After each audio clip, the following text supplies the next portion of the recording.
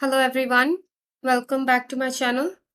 Now I'm going to solve this October-November 2017 P2. This is actually second variant of the paper 2. So let's move on to question number 1 and I'm going to try solve it right here. Okay, so Sarah buys a new car. The cash price of the car is $4,500. She can pay for the car using option A or option B. Okay, so first I'm going to see how much she will be going to pay if she chooses option A. So it says that pay 1/5 of the cash price. This is the cash price. So 1/5 means 1/5. Off means multiplication. Cash price is 4,500. So this is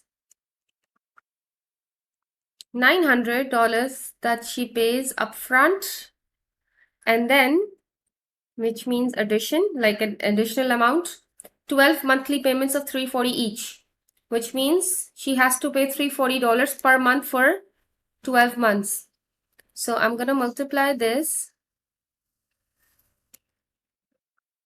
It's $4,080. Like she paid $900 upfront, and then she has to pay $4,080 later on. So together she has to pay 4,980 if she opts for option A. Now let's calculate similar for option B. It says 12% of the cash price. So 12% means divided by 100. Off means multiply. The cash price is 4,500. I'm going to cancel the zeros first. So 12 times 45 gives you 540. So 540 she has to pay upfront. And then means an addition. 24 monthly payments of $195 per month. So 24 times 195 gives you $4,680. And the sum is $5,220. Now, this is what she is going to pay when she opts for option B. Now the question says which option is cheaper and by how much?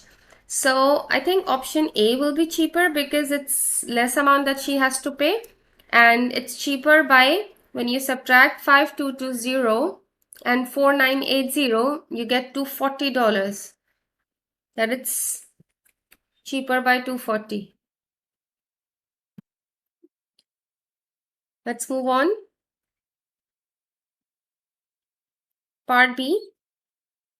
She uses 5.2 liters of petrol for each kilometer. So I'm going to do this by rate because the more kilometers she has to travel, the more petrol she's going to consume. So I'm going to use the basic concept of rate, which is 5.2 liters is for 100 kilometer, and petrol cost is, because these are three things, like one relation is for liters to kilometers and the other relationship is for cost to liters. So I'm going to make a column here.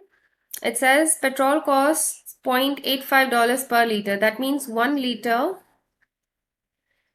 is $0.85, right? And she drives 240 kilometers. So first I'm going to find out how many liters she's going to consume. So for 240 kilometers, I'm just going to write kilometer under kilometer. And because I don't know the number of liters she will be consuming in 240 kilometers, what I'm going to do is I'm going to cross multiply, because the more kilometers she travels, the more petrol she's going to consume. So it's a direct relationship, and in direct relationship, we always do cross multiplication. So 5.2 times 240 equals x times 100. And when we need to find the value of x, we need to divide both sides by 100. So x is 5.2 times 240. divided by 100, which gives us 12.48.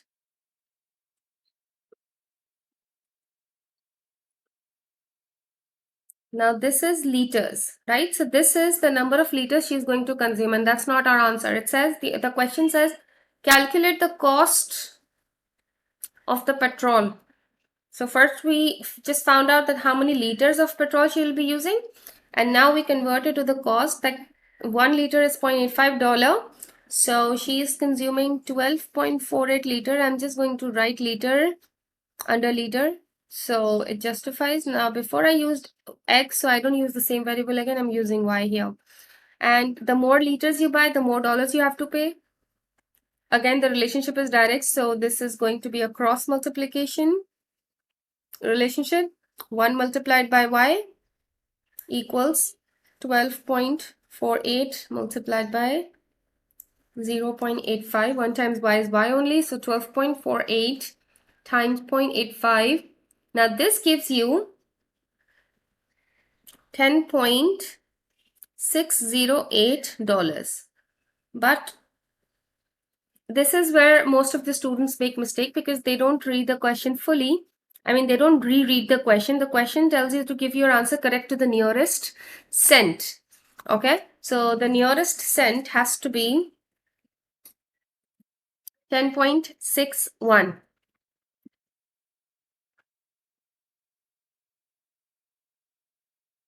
Right? Because of this 8, we are going to add 1 to the previous one. That's basic rule of rounding off, right? Okay. Part C.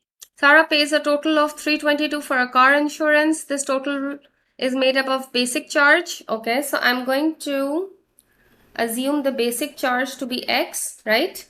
So it says 322 is actually, which means there is an equals to sign in between. I mean, 322 is equal to what? The basic charge plus 15% of the sales tax. And sales tax is always applied on the basic charge. So 15% of X, right? So in other words, I could write this as 0.15. This is 0.15, right? And then this is 1.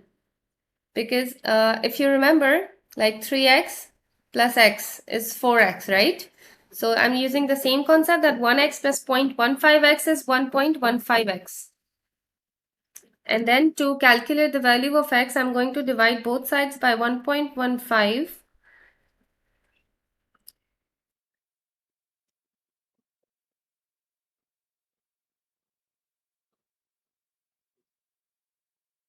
I get $280. That's the basic charge, okay? That's not our answer. That's the basic charge.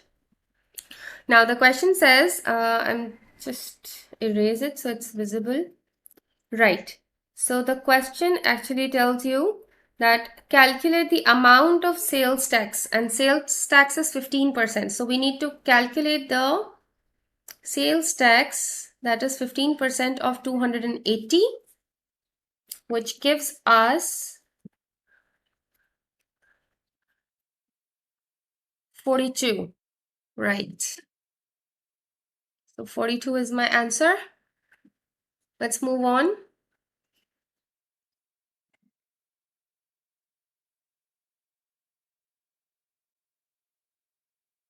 Question 2 is, a company asked their employees how long they took to travel to work one day. This table summarizes the times for 120 employees. Okay.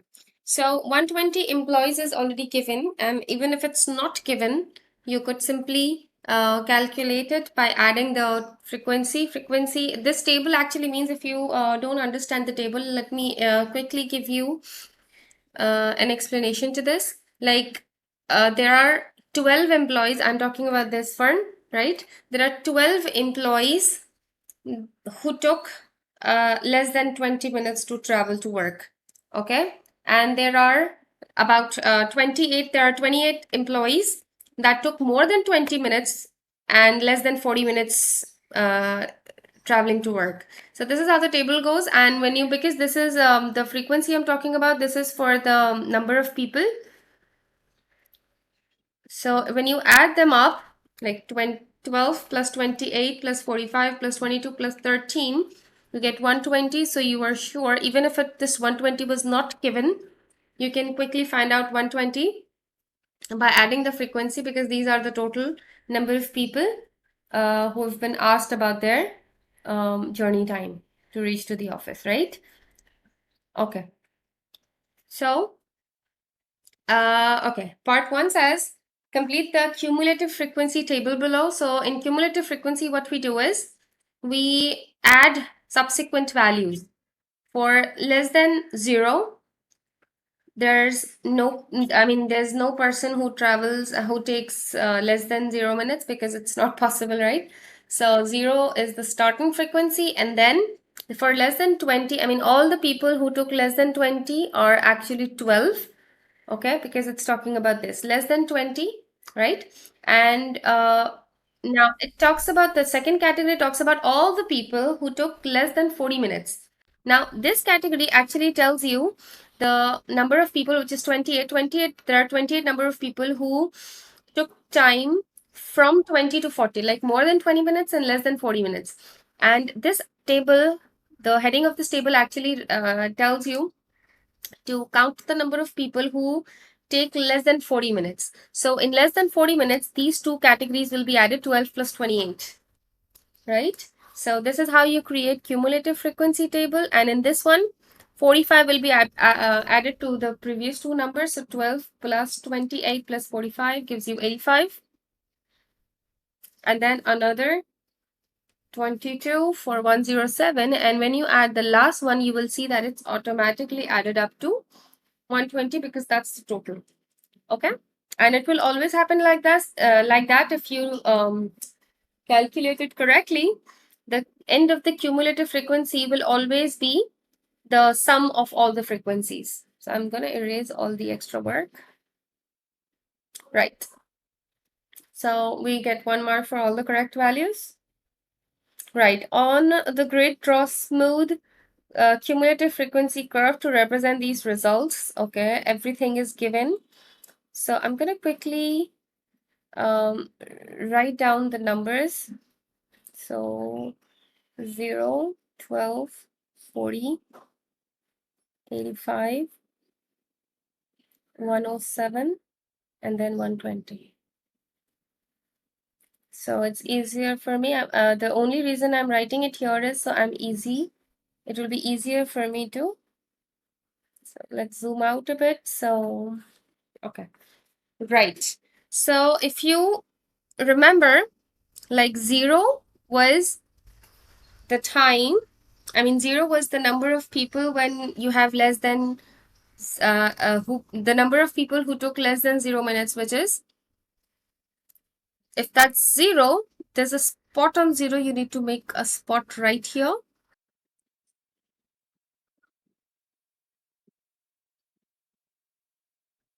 Okay, so 0, 0 is my first point now, because it's easy for me to look from here, but because I'm explaining you how this is done, so let me quickly go back. And it says from 0 to 20, there are 12 people, right? And because there is a graph of this cumulative frequency, this is cumulative frequency that we're plotting, so we are interested in plotting these, right? We don't have to plot 12, 28, 45, 22, and 13, but instead we need to plot 0, 12, 40, 85, and 107, and 120, sorry. So we need to see that for less than 20, it's 12, right? So on 20, I'm going to plot 12, and I see that these are 10 boxes. So one box will be equal to 2 units, right? Two number of people. So it's going to be, if it's 12 number of people, like the first number that I'm going to plot after 0 is 12. So it's going to take us 6 boxes. I'm going to quickly 1, 2, 3, 4, 5, and 6. Right. The next I'm going to do is 40. and that's on 40, right? Okay, next is 85 on the next point. So this is 80. Some of you might think that this is going to be 85, where this is not. It's not always like that. You just have to see these two numbers. If first is 80 and then is 100, which means there's 10 boxes in between that represents 20 number of people. So in between right here, it's not going to be 85, but it's going to be 90 instead, right? So 85 has to be somewhere in the middle of 80 to 90, right? So it's 2.5 boxes, because for after 5 boxes, on the 5 boxes point, it's going to be 90. So like 2.5 boxes somewhere right here, it's going to be 85. My next point is going to be 107. So this is 100. Okay, let me quickly draw the last point. It's easy. 120. Okay, now for the middle one, it says 107 is the next point. So 107, that means this is 100. Remember, two boxes. One box is two people. So 1, 2, 3, 4, right? 5, 6. This means 106. And then this means 107. Sorry, 108. So 107 is going to be somewhere here. Now I'm going to quickly connect this. This is going to be a rough sketch, so don't worry about it.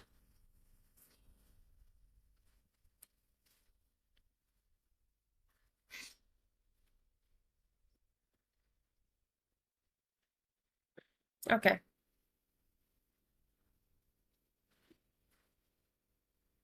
Use your curve to estimate the median time and the interquartile range. Okay, for the median, what we need to do is we need to first, okay, let's talk about quartiles, right?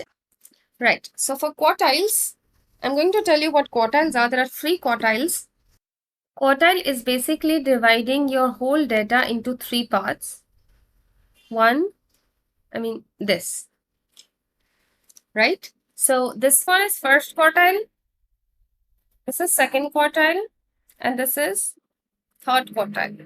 These 3 points on the total data divides your data into 4 equal segments. Okay. So quartile 3 and quartile 1, the difference between these two gives you interquartile range. All right, this is a note that you want to make. And quartile 2 is median, right? So for median, let me change the color. And from 0 to 120, Q2, for Q2, it's actually going to be 60 because it's the half, right?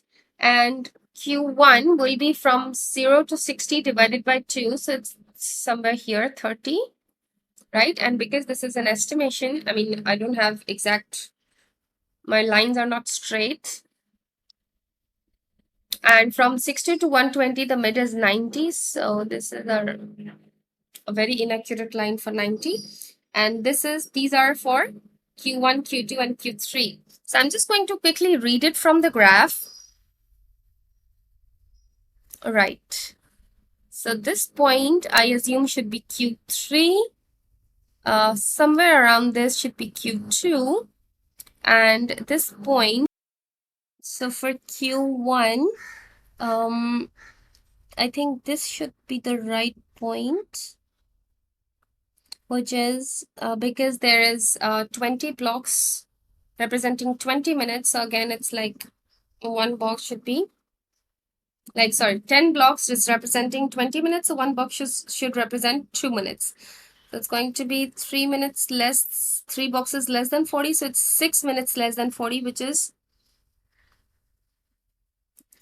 34. Should be 34, right? Okay. For Q2, this is, I think, going to be the point. right? Because it's Q2 60 and this is the point we're talking about. So it's 4 blocks. So it's going to be 48. This is all estimated. So if you see the marking scheme, will be given a range of values, right? And for this center, because this line is not straight, I'm just going to consider this point as to be it. So I really want to take up this point, which is this, right? So it's 2 blocks. One block was 2 minutes. So this is going to be 64 minutes.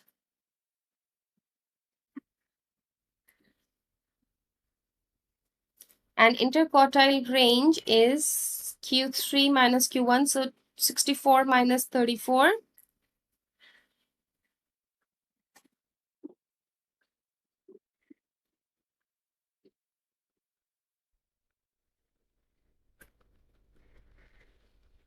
Gives us 30 and we're good to go because the actual range given here is 28 to 32. So we're in quite good region, and there are basically 2 points, one for 64, one for 34, right? So one for 64 or 34 correct, and the other mark is for subtracting and getting the correct answer.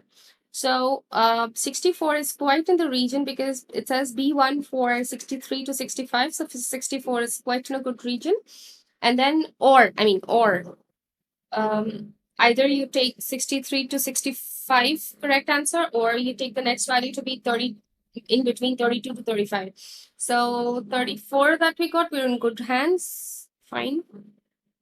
Calculate the estimate mean for the time taken. Okay, so for estimated mean, I'll just quickly go to the table.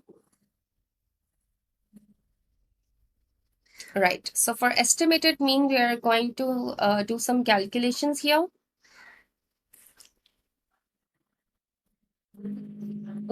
For estimated mean, what we need to do is we need to first, because it's a range given, and remember, whenever you have been given a range, you can always find an estimated mean. You cannot calculate the exact mean because there may be 12 number of people are consuming time less than 20 minutes. It could be like all 12 people are taking less than time, either 20 minutes, or there are some people taking time 20 minutes, some people are taking 19, some 18, so it's because it's a range, you can't be certain that it's not an ungrouped data that you're so sure that person one is taking 18 minutes, person two is taking 20 minutes, person three is taking 11 minutes. So because it's a table and you cannot convert it back to an ungrouped data, like the raw data, so you'll always get an estimated mean to this. So for an estimated mean, we need to first estimate the mid value. We assume that to be x, right? So I'm just going to create another table, okay. So from 0 to 20, the midpoint is 10. From 0 to 20, the midpoint is 10. From 20 to 30, the midpoint is 30. Acha, even if you can't calculate, like there are some people who cannot really calculate the midpoints of two numbers. This is pretty obvious that from 0 to 20, it's going to be 10. But for the numbers, it's not really obvious. For example, I want you to calculate the midpoint between 55 and 72. I mean, just a random number, right? So what you do is you add the two numbers and then you divide it by 2, right? So if you don't really get how to find the midpoint of 0 and 20, you add the two numbers and divide it by 2, you get 10. Right? So if you want to calculate the midpoint of 20 and 40, you add the two numbers, 20 and 40, you get 60, and then you divide it by 2, you get 30, right? So between 40 and 60, it has to be 50, and this is 70, and this is 90, right? So for mean, what we need to do is first we need to find the class mark, like this, x midpoint. And then what we need to do is we need to calculate fx. Now what fx means, this is f and this is x. We need to multiply this. I'm just going to extend the table. There's no space here. Right, so 12 times 10 is 120. Fx actually means you have to multiply f with x. So each f will be multiplied with x. For the second column, f is 28 and x is 30. So I'm going to multiply and get 840. The third column, 45 times 50. Okay, and for the fourth column, 70 times 22. And for the last column, it's going to be 90 times 13. Right. So the formula for the mean is summation fx divided by summation f. Now, summation fx actually means the total sum. This means sum of the fx, right? So this is fx. So I'm going to add everything up. 120 plus 840 plus 2250 plus 1540 plus 1170. This gives me 5920. This is summation of fx, right? And summation of f, if you want to calculate again, if you want to add it again, you can do it. But remember from the question, it was already given to be 120. So this is summation f because it's the sum of all the frequencies. So when we're talking about calculating the mean, we need to divide 5920 by the total frequencies, which is given 120. And this gives me 49.3. Right.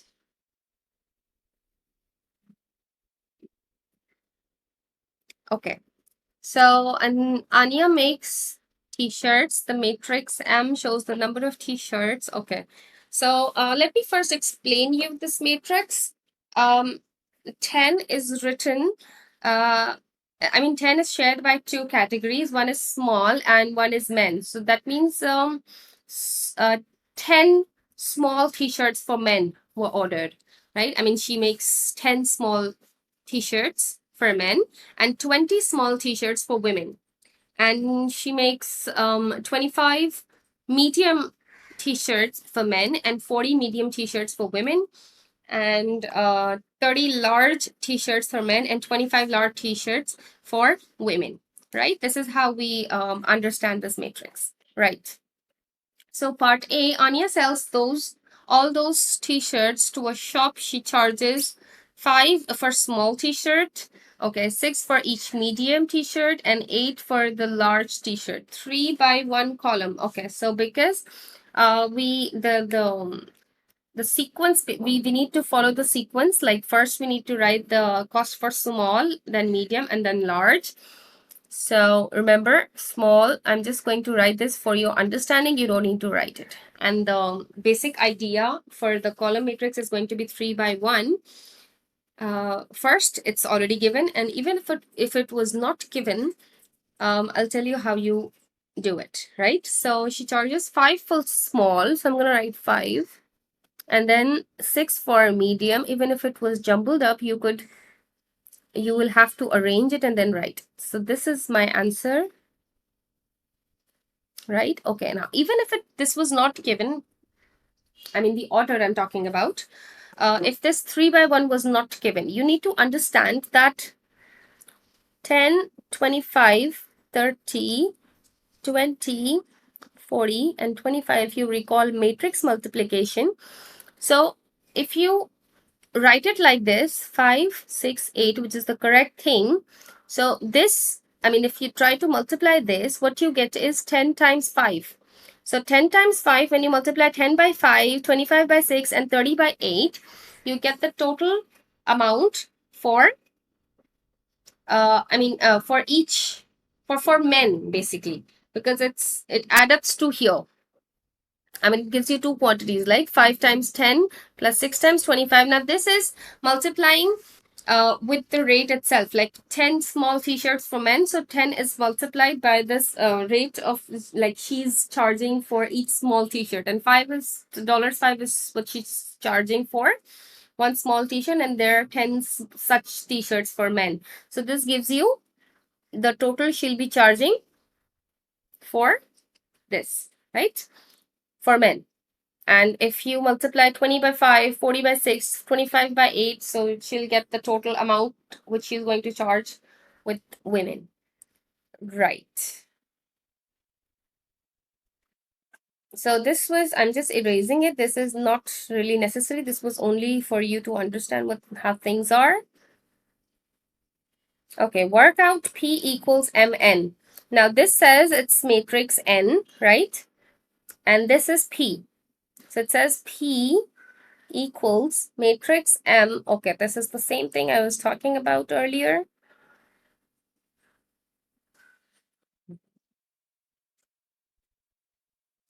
M times N. So when we recall matrix multiplication, it goes like 10 times 5 plus 25 times 6 plus 30 times 8 and then 20 times 5 plus 40 times 6 plus 25 times 8. I'm just quickly going to use my calculator. So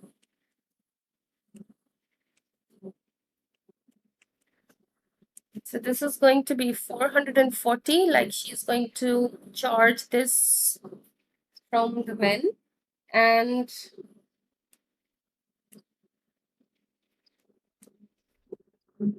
it's going to charge this much for women. Right. So it matches with our marking scheme. Explain what elements in P represent. Okay, this is something that I've already discussed. That 10 times 5 gives you the total she's going to charge for, she's going to charge for men small t-shirts. And 25 times 6 will be the cost for medium t-shirts for men. And 30 times 8 tells you how much she's going to charge for large shirts for men. So when you add them all, you get the total cost she's going to charge from the men.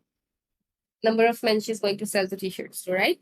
So this basically tells us that the charges or the amount she's going to make.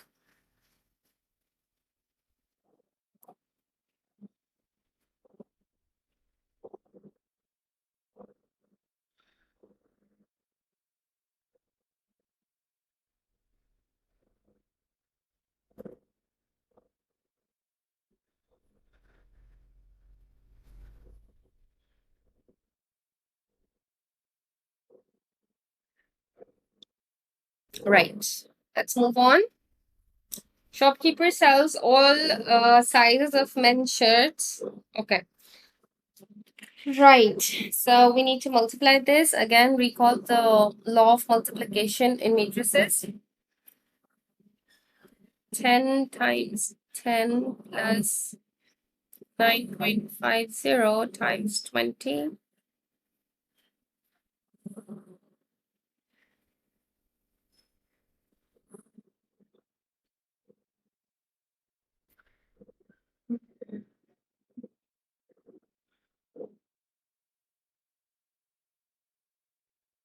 Oh, I have less space, but there is this third element. I'm just writing it here.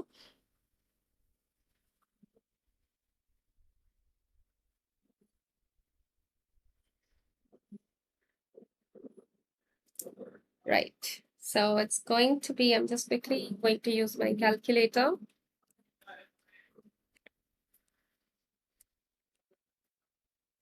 It's going to be 290, the first element.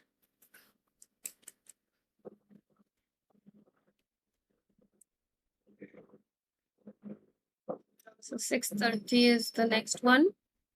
And because I'm short of space right now because of my big handwriting.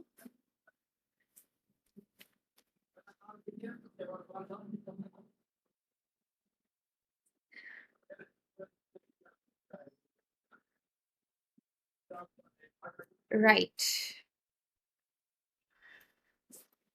Work out the percentage profit of the shopkeeper makes when he sells all of the t-shirts. Okay. Now this basically to calculate the amount she makes, which is 440 plus 540. This gives us 980, right? 980 is the amount she's going to make, right? Okay, another question tells us work out the percentage profit the shopkeeper makes when he sells. Okay, now what amount he's going to make is, when you add these up, 290 plus 630 plus 537. When you add these up,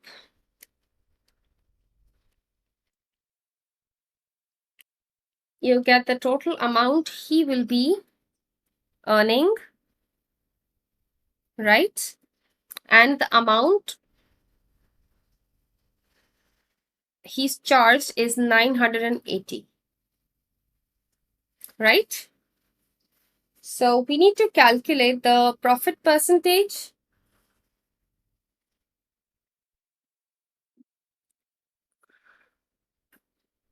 That's how we calculate profit percentage. It is going to be, I'm just quickly using my calculator, 1457.5 times 100 divided by 980. This gives me 148.7, right? Percent. And because we are interested in the profit, we subtract it from 100 and we get 48.7. That's his profit percentage. Or there's an alternate method to it, because this is the amount he has actually earned. This includes the amount he paid to that lady and the amount he earned, like his profit also and his expense also. So there's an alternative method to it. I'm just quickly going to explain you the other method. Let me just write it down here because it's only explanation. So if you want to calculate the percentage of profit, you first need to divide the profit by the amount you're making it on. So if you want to calculate the profit amount, you first have to subtract the two numbers to get the amount of the profit you have actually earned, because for 1457.5, that's the amount you received from your customers. This includes a payment of $980, which you paid upfront to the designer, right, to that lady, divided by 980, because that's the amount you actually earned your profit on. So I'm going to quickly calculate the percentage in this.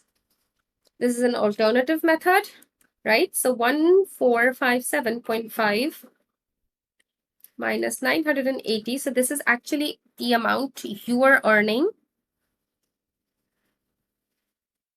out of 980, right?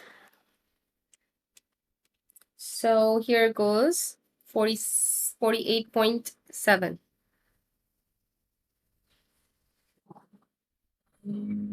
This will give you your answer straight away. There are two methods, whichever you want, you can opt for it. And if we look at the marking scheme, both of the methods are considered to be right, because at the end you are getting the same answer, 48.7, so it's fine. All right, so let me just zoom out so I'll be able to see the question in one go. All right, so triangle A is mapped onto triangle B by a translation of 7 and -5, right?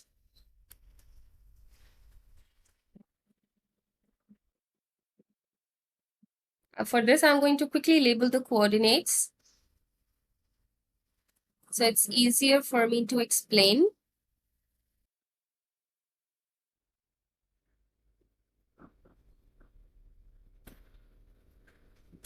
Right. So there's a translation of this 7, -5. This actually means that on x-axis is a +7. We need to go on the x-axis, and -5 on the y-axis. So we know that +7 on the x-axis, this actually means moving right on your x-axis, because on the right side of x-axis, there's actually the positive region, and on the y-axis, negative 5 actually tells you the region like beneath the origin, like downwards. Okay, so I'm gonna there are better ways of doing like this, like you could use a tracing paper, or you could use this coordinate method, or if you plot just one point and the remaining 2 points will be just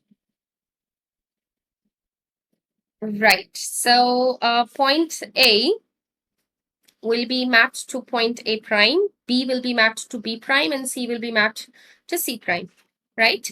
So on point A, if you want to do this by coordinate system, like point A, the coordinates of point A are -3 on the x-axis and +1 on the y-axis. So when you translate it,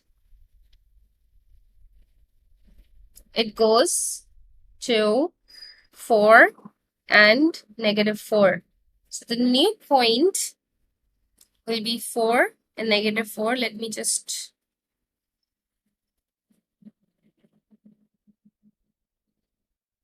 Now this point is going to be point A prime.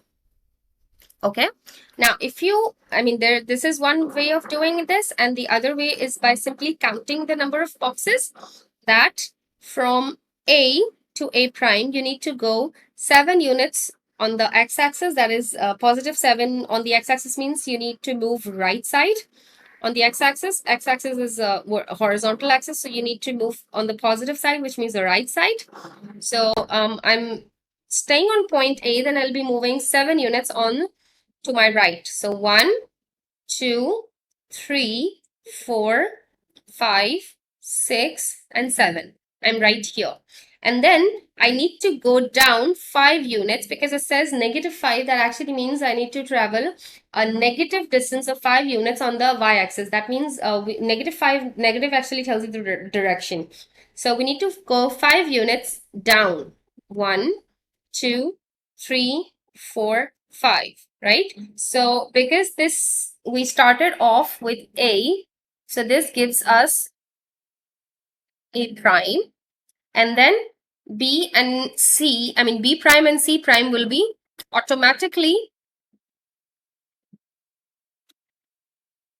drawn, because in translation, the object doesn't change the size or the direction, right? So I'm just quickly drawing B prime and C prime by common sense, that B is 1 box away from A prime, so it's going to be this, and C is 3 boxes ahead of A, so it's going to be somewhere here. You don't have to actually, sorry.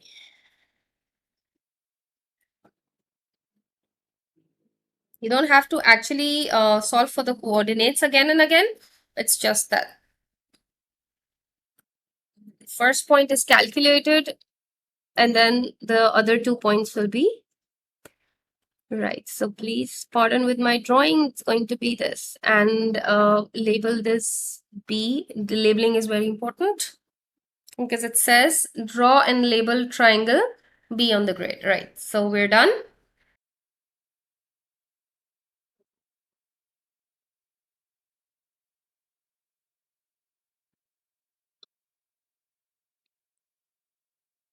Okay, so for part 2, we need to map triangle C, and the scale factor is given -2, and the center is -1, 2. So I'm just quickly going to mark the center point with a different color. -1 on the x-axis and y on the 2 on the y-axis. So this is the point that we need to enlarge it. Right. Okay, so one thing that we need to understand, scale factor, if scale factor is -2, I'll just quickly explain you how this goes. Like for example, the coordinates for A from the center, this is the center point, which is -1 and +2 on the y-axis.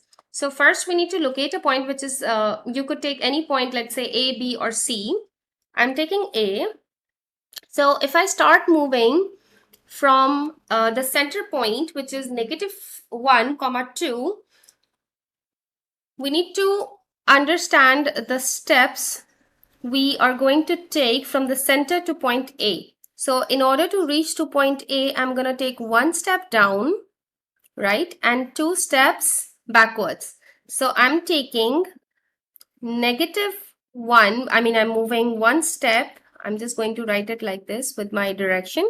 One step I'm moving downwards, and then two steps I'm moving to the left, right?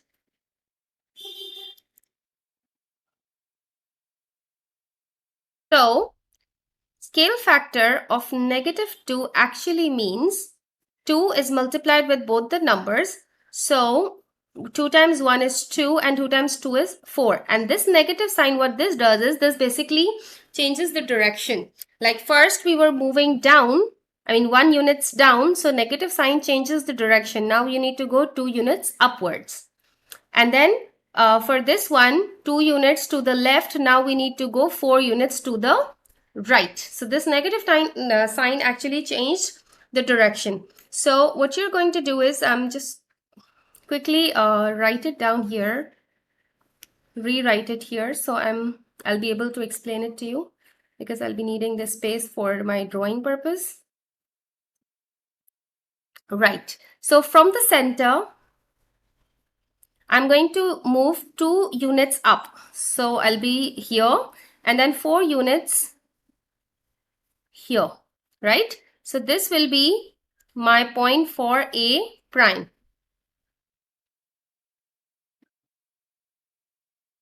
And for B prime, because this B is 1 unit to the right.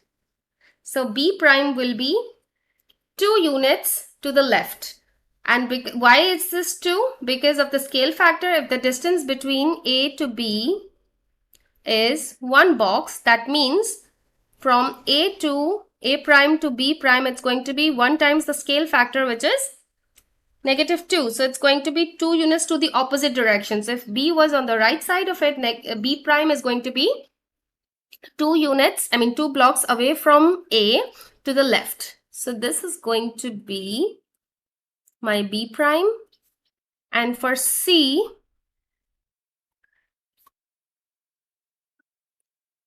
is right above A, that is 3 blocks. So because of the scale factor, if it's 3 units above, we need to go 6 units down because negative signs changes the direction. So C was above, so now C prime is going to be down. And because the scale factor, the magnitude is 2, so that means you'll have to multiply the distance between A to C, that is 3 boxes, by 2, so that's 6. So you need to go 6 boxes down. So 1, 2, 3, 4, 5, 6.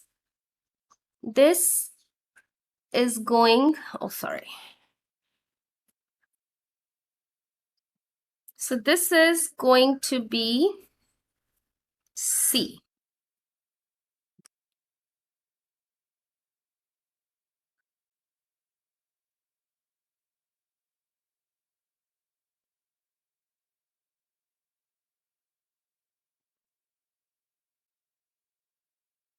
Okay, this is stretch, and because this is currently out of the syllabus, I'm just omitting this. Stretch is not in current syllabus. Right. So express as a single fraction in its simplest form. So x minus 2 and x plus 1, they have nothing in common. So their LCM is going to be the product of them.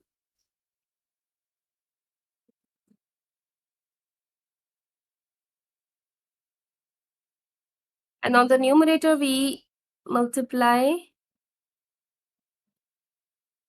this. Upon solving, we get 4x plus 4 minus 5x plus 10.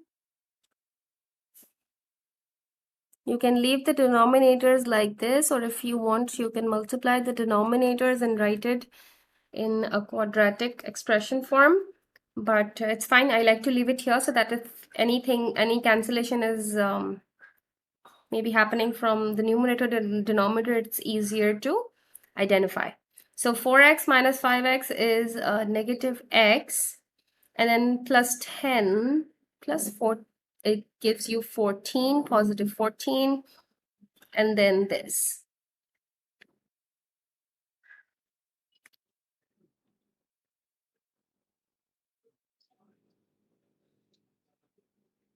Okay, so for part B, solve this. Okay, I'm gonna open up the brackets.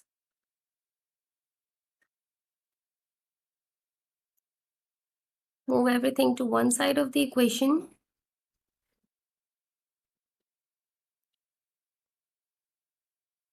Simplify it. And the factors are going to be 3 and 8. The signs will be positive 3 and positive 8 and negative 3, because when you add them, you get positive 5, just right in the middle. And when you multiply them, you get negative 24, exactly what you wanted. So it's going to be negative 3 and positive 8.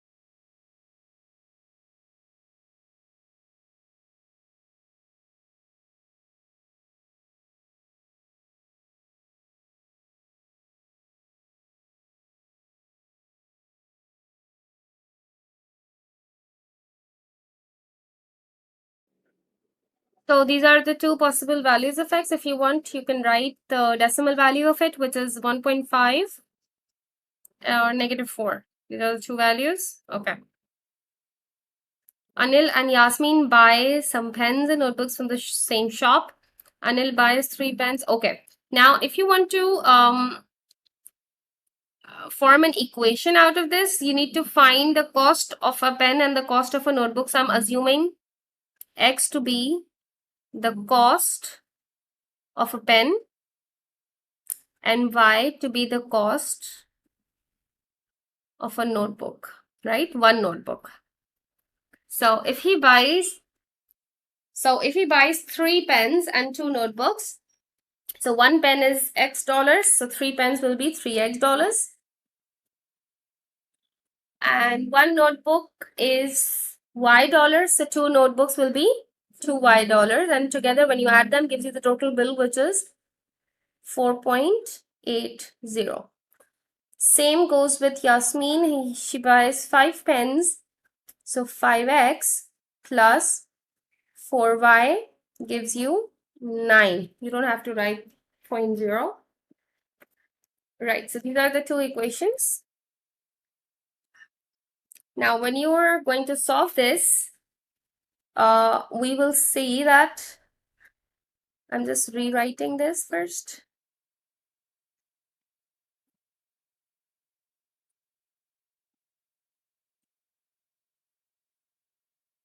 Now, you notice that the second equation and the first equation, the y component in the second equation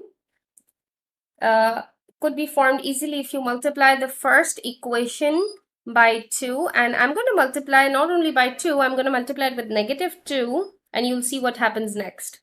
So I'm just going to make a partition right here so that you understand. I'm going to write equation 2 first, and then when I multiply negative 2 by 3, I get negative 6x. Negative 2 by positive 2y, I get negative 4y. And 4.8 by negative 2 gives me negative 9.6. Now, the only reason I multiplied the first equation by negative sign is so that I'm easily able to cancel this by adding the two equations. I don't have to worry about subtracting the two equations. Some of you might find it convenient to multiply just first equation by 2 and then subtract the two equations, it's fine. It's not incorrect, but it's just how I like doing it, right? So 5x minus 6x is just 1x, which with a negative sign, and then this is 0.6 negative. So the cost of pen, which was x, turns out to be 0.60. Because it's in dollars, we need to write it two decimal places. Now for y, we need to quickly calculate by putting, by substituting the value of x, which is 0.6, in any of the two equations. So let me take the second equation.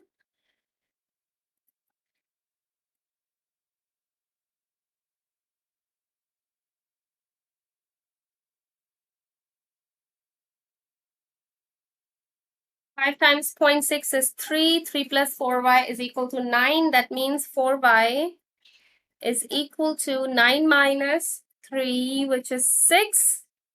And then 6 divided by 4 is actually 1.5. So I'm just not only going to write 1.5, but 1.50 because it's in dollars and we need to write into decimal places.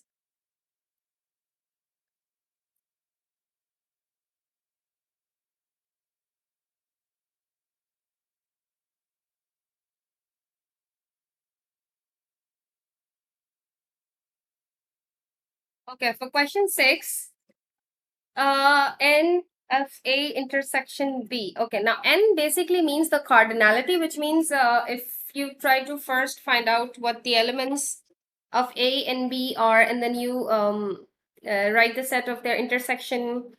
Let's quickly do it and I'll help you understand it. Okay, so the universal set is actually 10 and 20 inclusive. So it's 10, 11, 12, 13 and onwards till 20. A is an odd number, so it's not all the odd numbers, but odd numbers from the list of the universal set. So it's going to be 11, 13, 15, 17, and 19. And B is a multiple of 5. So set B will be multiple of 5 within the set, universal set. So it's going to be 10, 15, and 20 only. Now, if you find out the intersection set, which is 15 is common in both, right? So if it was, if the question was to, if the question was like this, you need to find A intersection B, then your answer will be 15 only, right? But here it says the answer is N A intersection B. That means that it talks about the count of the elements in the set A intersection B, which is just one. It's just one element in the set. So N is the cardinality of the elements. So it's going to be just 1. You don't have to go through this whole process. It's just to explain you things better. If you think you can do it orally, and just commonly write down the numbers which are odd numbers also, and a multiples of 5 and a multiple of 5. So I think you'll reach to the same point. Right. So for part 2, it says find A complement union B. Now it doesn't say N. It says you need to write the set. Okay, so first we need to see what A complement is. So A complement means the elements in universal set which are not an A. So that means all the even numbers, right? So all the even numbers united with B. So it's a set. It's going to be like all the even numbers, like 10, 12, 14, 16, 18, 20 united with set B, which is 10, 15, 20. So 10 and 20 are already in the set A complement. You just have to write what's not common, which is 15. Order, the sequence doesn't matter. You could write your own sequence.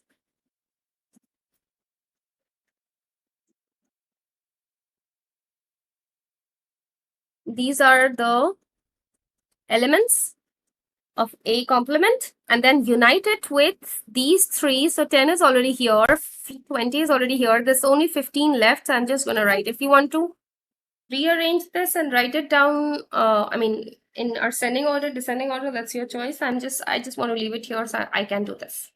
Okay, Now, a number R chosen at random from E, find the probability that R belongs to A union B. So, this is my interested or favorable outcome. So, it will go on the numerator. This is my favorable outcome, which is A union B. And my total number of outcomes is going to be the elements in universal set, because we have chosen a random number R from E. So that's my total set. This is going to give me the probability. Now first let's see how many elements are there in A union B. In A union B, it's going to be 1, 2, 3, 4, 5, and because 15 was already common, so we don't have to count it twice. So 5 already and 2 more, 10 and 20. So 7 are the numbers. If you want to write it down as a set, you can do that. Okay, so here there's very important thing to understand, that the number of elements in the universal set, what people quickly do, this is a number like people would like want to do it orally, that okay, from 10 to 20 is going to be, in their opinion, is going to be 10 numbers, because they just simply subtract the two numbers. So 10 to 20, it's 10 numbers. It looks like it, but it's not like that. What happens is that when we subtract, we actually find out how many jumps do we require to shift from 10 to 20. So it's 10 jumps, you're right. But subtraction won't give you the total number of, the count of the numbers ranging from 10 to 20. What you have to do is, even if you count it on the fingers, you will see that there are 11 numbers, from 10, 11, 12, 13, 14, 15, 16, 17, 18, 19, 20. So it's 11 numbers. So how do we do this? 10 to 20 is a pretty basic number. You could easily count it on your fingers, but we need to understand how this is done. When we are subtracting, like for example, we want to see, calculate the count. I mean, we need to find out how many two-digit numbers are there, right? So we know that it's from, this is an example only, right? We know that it starts from 10 and it goes till 99. So what most of the people do, they subtract the two numbers and they get 89. That's not the correct answer. When we are subtracting, we are actually missing out the first number, and we forgot to count that, because that's the only purpose of subtraction. Okay, it doesn't let you count the first one. So whenever we are going to find out the numbers in between the sequence, which is 10 and 20, or 10 to 99, we just subtract it and add one on the safe side to make sure that we have counted the first one. So from 10 to 20, we've subtracted and got 10. So 10 are the jumps, and make sure you count the first one 10 also. So it's 11. 7 out of 11 is the total probability for choosing a value R from A union B. Right. Okay, in a survey of 40 people, newspaper, book. Okay, I'm going to do it this by making a quick Venn diagram. For book, I'm going to write B, and for newspaper, I'm going to write N. Okay. So this is important information. 14 people had neither read a book nor a newspaper, which means it's on the outside. Let me change the color. 14 is on the outside. That they read the statement as a total of 10 people had read a book. That means it looks like this, which is actually not the case, because there are some of the students, I mean some of the people who have read a book and a newspaper as well. So if you want to count the number of people who have read a book, this may also include the number of people who have read the newspaper and the book together, right? So my way of doing this is, I just simply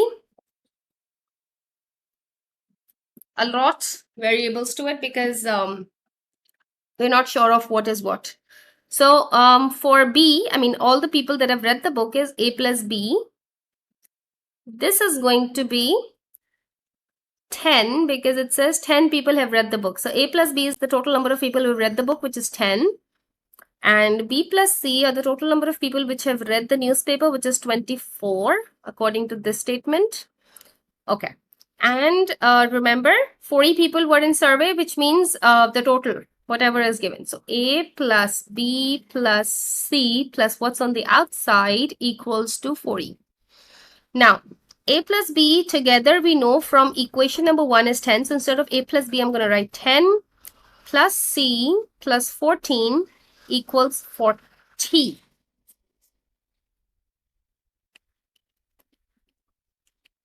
Upon solving for C, we get 16. So 16 are the number of people who just read the newspaper. From equation number 2, we can easily find out the number of people who read both the newspaper and the books. And 2 people have read the book. This is by equation number 1. So let me just quickly add everything up and verify if I'm doing it correct. So 2 plus 8 plus 16 plus 14 add up to 40. So we're in good hands. Okay, so part 1 says by drawing a Venn diagram. Okay, let me just erase this. Right, so part 1 says by drawing a Venn diagram or otherwise find the number of people who had read both a book and a newspaper. So my answer is 8. Okay, 2 of the people who had read a book, 2 of the people who had read a book are selected from random. Okay, so basically we are selecting a person. We are selecting a person from the people who have read the book. So this is going to be my total number of outcomes because I'm choosing a person from this. So 2 of the people are selected. Probability of person 1 and probability of second person. That's how we are going to do it. So work out the probability that they both had read a book and a newspaper. Okay, so this is my favorable outcome because we need to calculate the probability of this. The people that have read both newspaper and book are 8. So my first person's probability is going to be 8 out of 10. And in probability, and means multiplication. And my second person's probability is going to be 7 on 9. And the reason of this is that if one person is already selected out of 10, I'll be left with 9 people. So the denominator changes. And because I'm selecting the second person from the same category, which already had 8 people, I've already taken out 1 person from the same category. So now I'll be left with 7 people in the same category, right? Upon cancelling,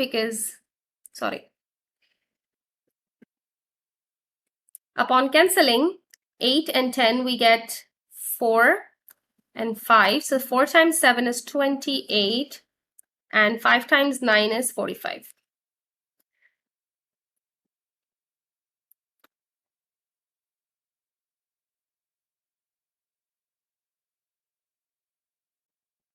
Right, so moving on to question 7. All right. So I think I should transfer this to a different software where I can easily draw.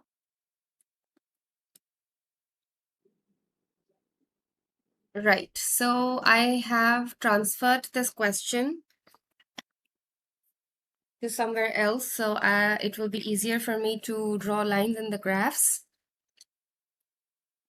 Okay, so the function is this, and first we need to complete the table. So for the values of y, I need to substitute in the values of x.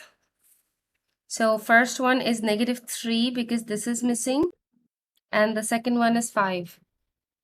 So I'm just gonna put it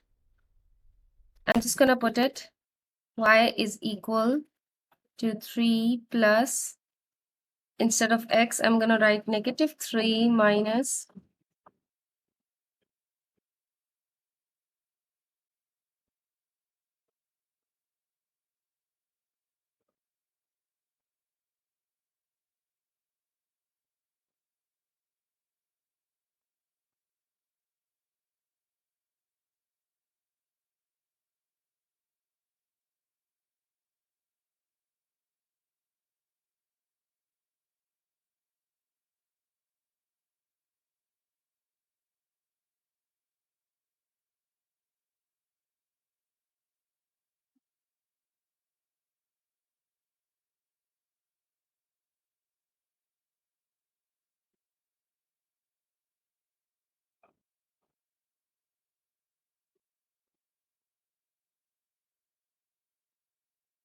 Okay, so let me quickly erase everything.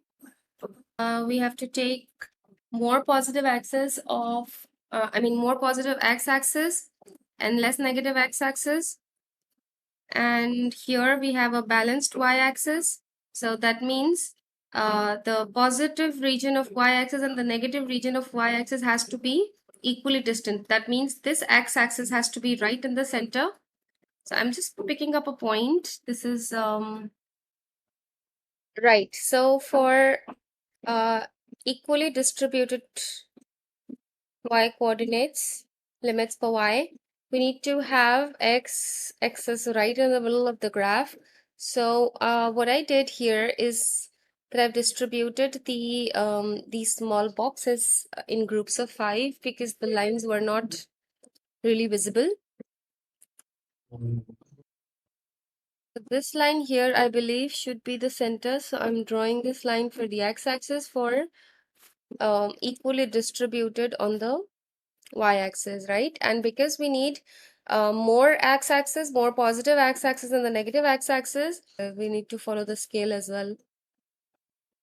So 2 centimeter is equal to, okay, we need to follow the scale. It says 2 centimeter is equal to 1 unit. All right. So if I write 5 here, here, this I'm using these points as reference. If I write 5 here, this should be 4, 3, 2, 1, 0. And because this is 0, I'm just trying to count for the other 3 points. That because our x-axis is going up to -3. So if this is 0, this has to be 1, 2, and 3. Yeah, so we are done.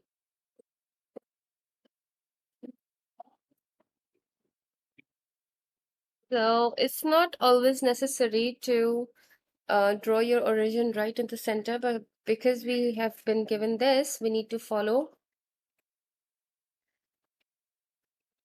and decide where our origin is going to be. Right. So following the scale, I've drawn this graph grid here, and I'm just going to plot the points. Let me use a different color here so it's visible. Right, for -3 and -4.5, so this is -3 on my x-axis and -4.5, so it should be between here.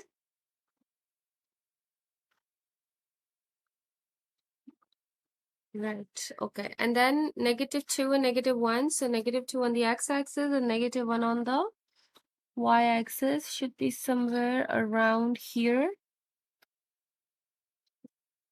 Okay, and then -1 and positive 1.5, so this is -1.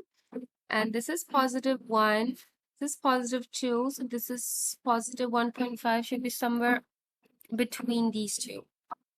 Okay, and then 0, 3, so 0 on the x-axis and 3 on the y-axis.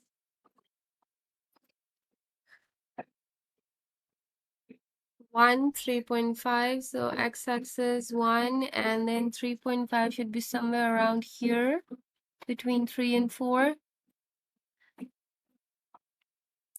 And then 2 and 3, so 2 and 3. So this is 2, and this is 3, right? 3 and 1.5. 1.5 should be somewhere around this, between 1 and 2. 4 and negative 1. This is 4 on the x-axis. Again, this is negative 1 on the y-axis. 5 and negative 4.5 should be somewhere around here. Now I'm going to use the same color, red, and draw a smooth curve around the points. It's going to be a freehand drawing. We don't have to use a ruler.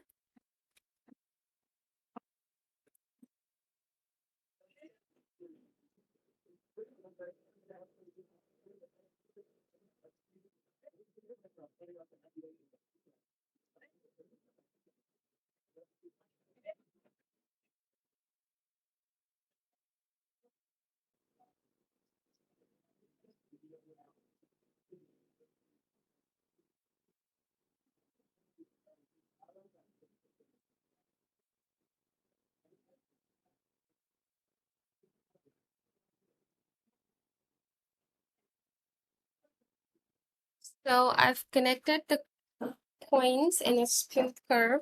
It doesn't have to be accurate.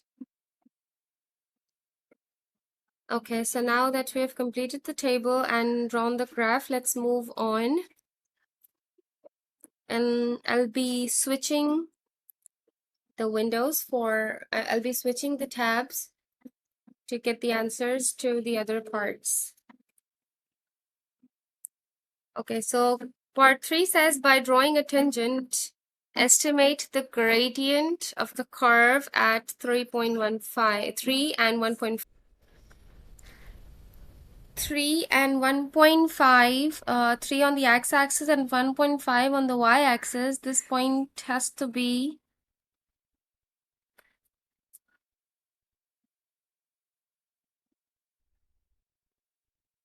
somewhere around here. So I'm gonna, in order to calculate the gradient, we need to draw a straight tangent line across this point. So because I'm using this, because I'm using computer, I can adjust my line. So because you'll be using your rulers, you need to place your ruler so that you reach to maximum contact of this point 3 and 1.5. One point that I should be certain of on that is on the line is 3 comma 1.5, because that's the point where I made sure my line, my tangent passed through. So the other point could be 2 and 3.2, let's say.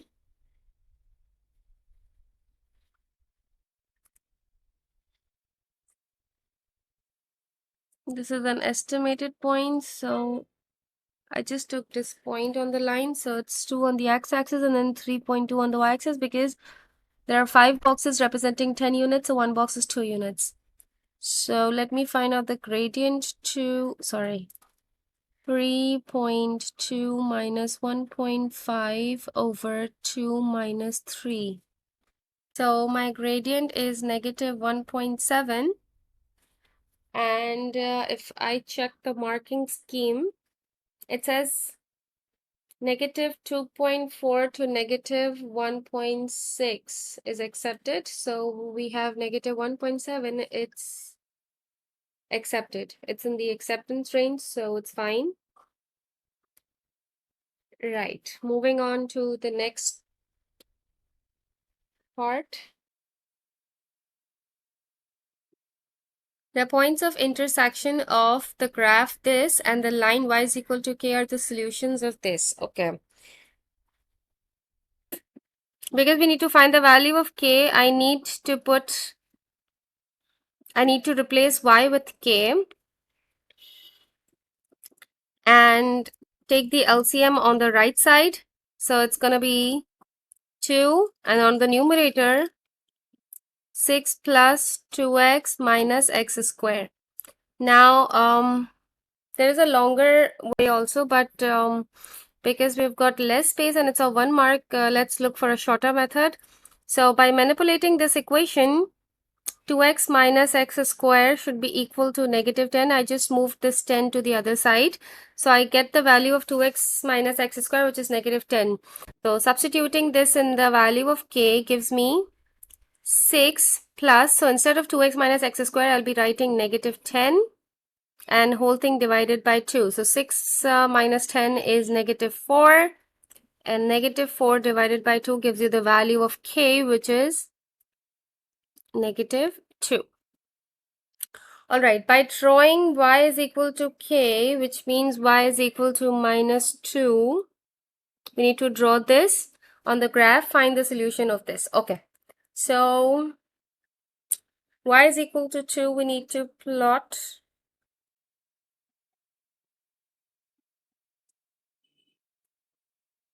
y is equal to 2. So y2 is right here.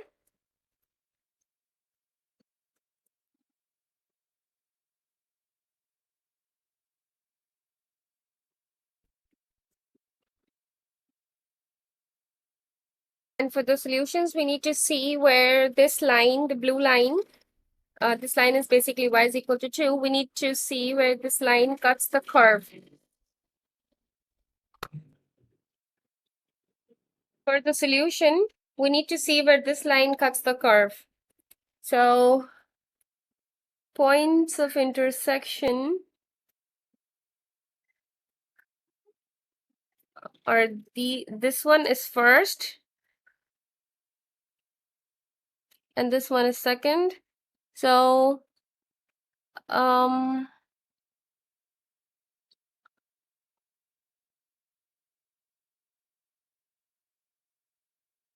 going to draw a smaller line touching the axes, so it's easier for you to look at the coordinates.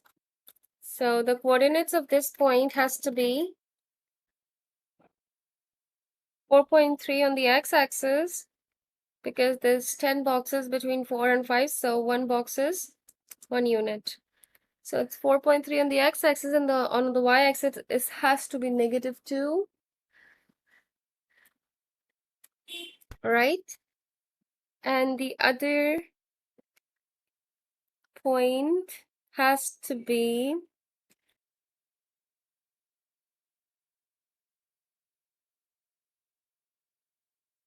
this is 2.3, something like that, on the negative side. So I'll just write it down here.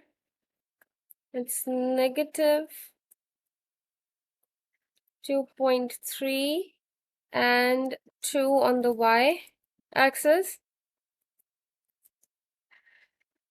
Okay, let's read the question again. Find the solutions. Okay, now whenever we're talking about the solutions, we just have to write the x-axis, the x values. So the two values we are looking for are negative 2.3 and positive 4.3.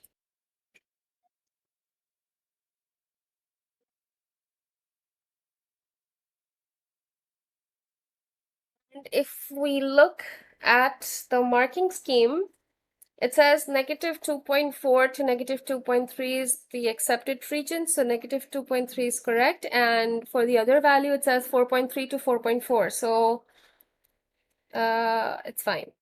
And the tolerance is plus minus 1 small square, so we're good. Now, next one is, this is a sketch of the graph y equals pa power x, where a is greater than 0. The graph passes through the point 0,4 and 2, 36. Write down the value of p.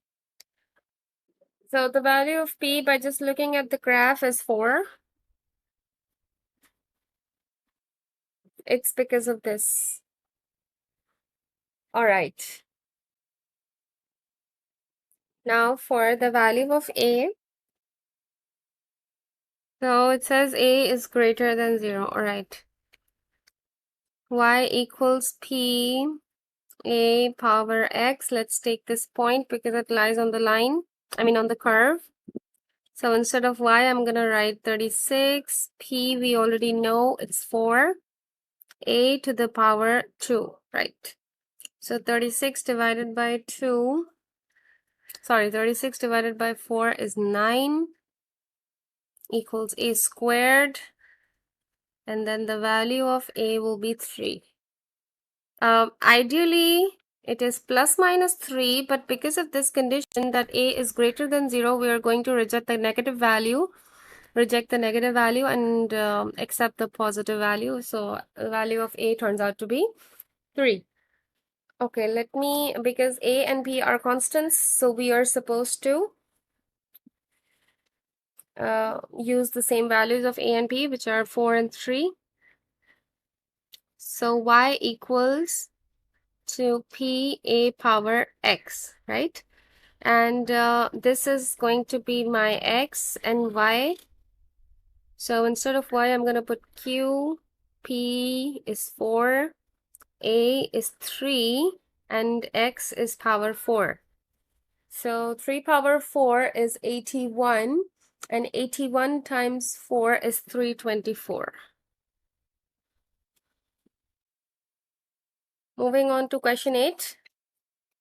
Now for question 8, we've been given that there are two circles with center O. That means these two circles are concentric. And then ABCD are points on the circumference of the larger circle, and EFG are points on the circumference of the smaller circle. And CGD. Okay, let me locate CGD. These are the points in a straight line, and it's also the tangent of the smaller circle. And CFB is also a tangent. This is given right here.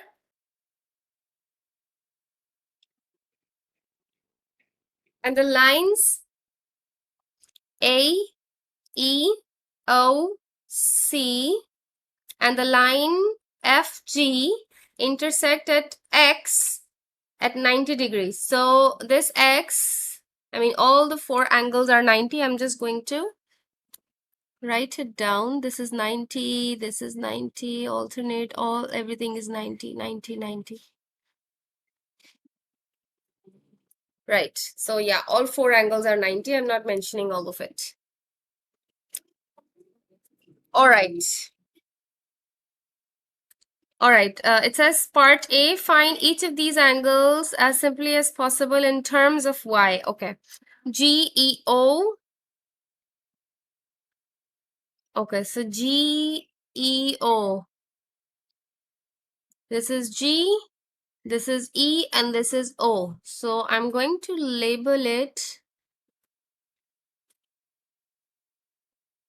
A. Also give reasons. Okay. So let's see. Right. So if we look at this triangle, let me just change the color. I'm talking about this triangle, right? So what we know about this is that OE and OG are equal because OE and OG are the two radii on the circle, right? So these two angles are going to be equal.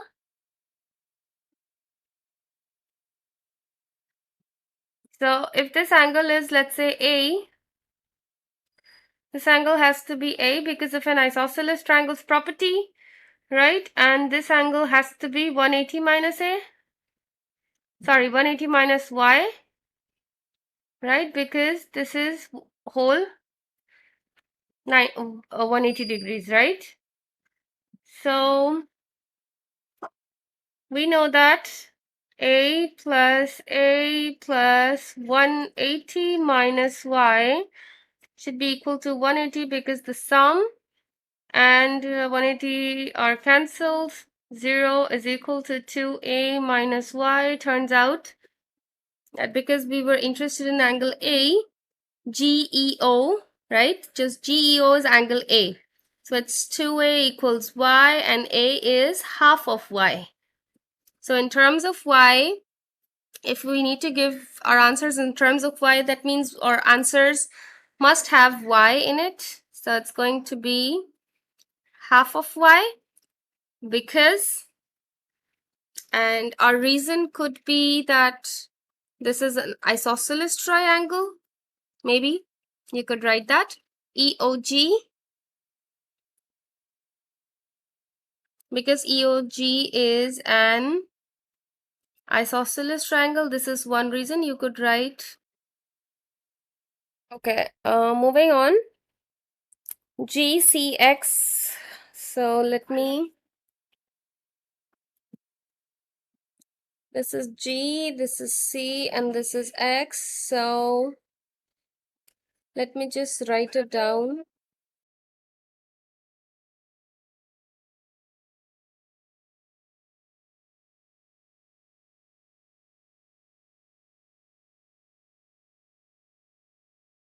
Okay, so this, using this triangle, I don't think it's gonna be a suitable choice. I think choosing triangle OGC is a better choice, because this is pretty obvious.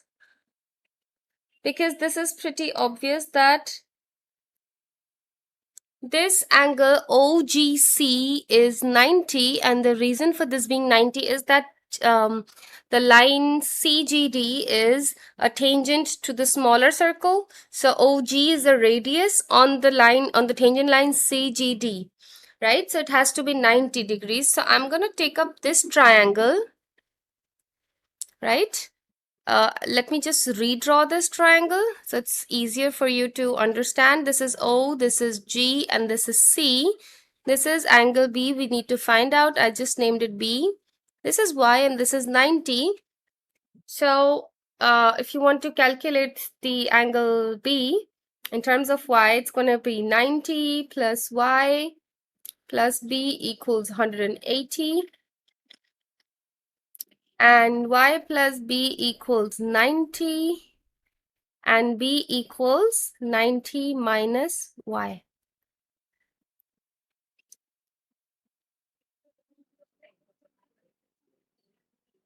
Okay, so this is because, okay, the reason you could say that because OG is tangent to CGD, because OG is tangent to CGD, and OGC is 90 degrees. This is how I like to explain. As long as your reason is correct, they have no intentions to deduct your marks. So part 3 is angle DAB. I'm just erasing everything. So we need to calculate DAB. I'm just going to, this is DAB, so this whole angle is going to be C, and because AC is the diameter, angle D and angle B have to be 90, because B and D are on the circumference, right? And because CGD and CFB are the two tangents on the circle, it defines that CG and CF are going to be equal. This angle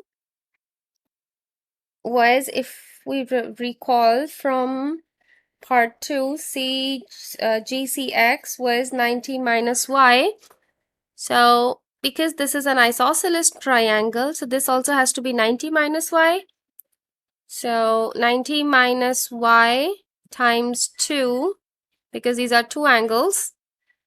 So it's going to be 180 minus 2Y, right? And because A, B, C, D, cyclic quadrilateral, so therefore angle A and angle C have to add up to 180 degrees, right? So angle A is actually small c that I've named it, the whole angle, and for C it's whole 180 minus 2y equals 180. So this got cancelled and C is equal to 2y in terms of y.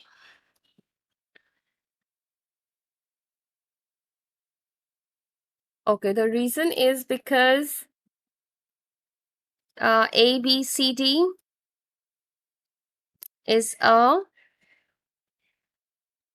cyclic quadrilateral. And the other reason, I mean, a supportive reason, you could say that C GCX is equal to FXC. So GCX is equal to FXC, right? So I think this should be okay.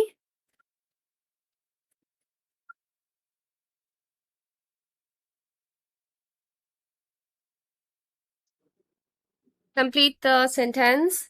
Triangle EGC is congruent to triangle. Okay. So where's E? EGC. This should be EFC, right? Because everything is equal. So it's going to be EFC, right?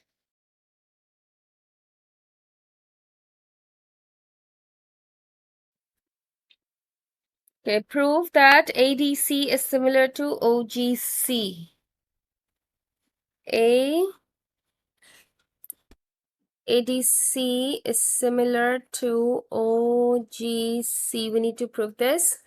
Let me erase everything else. Because we are not given any sides, so in order to prove similarity, the only option is double A. If we prove this somehow, we will be able to prove their similarity. Right, so this is 90. We know it already because AOC is the diameter and this angle D is the angle of a semicircle, so D will be 90 degrees, right? And because OG is tangent to CGD, this angle has to be 90, right? So angle D and angle G both are 90. So D corresponds to G, right? So we just proved it. One angle is done. Okay, now for the second angle, how about we take OCG? I'm writing it here because it's, easier for me to see the diagram and write it together. So, okay, OGC and ACD. These two angles will be equal because it's actually itself, right? It's OGC, the angle is same as ACD. So it's the same angle. The reason is itself.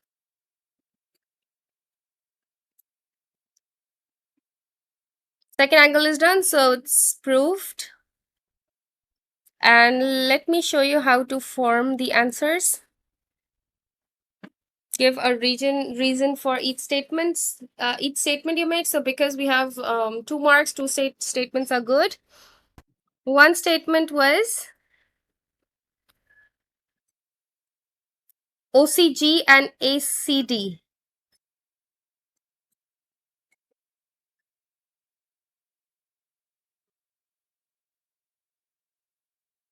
Because it's itself, I mean the angle, it's the same angle. So just a keyword is fine. They don't need whole grammatical sentence. And then ADC and OGC. ADC is equal to OGC is equal to 90 degrees. So yeah, two angles have been proven, and we can also write that this is the case of similarity is double A. Okay, what special type of quadrilateral AOGD? So let me erase everything again. So AOGD G, D looks like a trapezium to me because if we've proven that these two smaller triangles are similar, that means it eventually tells us that OG is parallel to AD, and this looks like a trapezium to me because in a trapezium we always have a single pair of parallel sides. So OG is parallel to AD. Looks this is definitely a trapezium.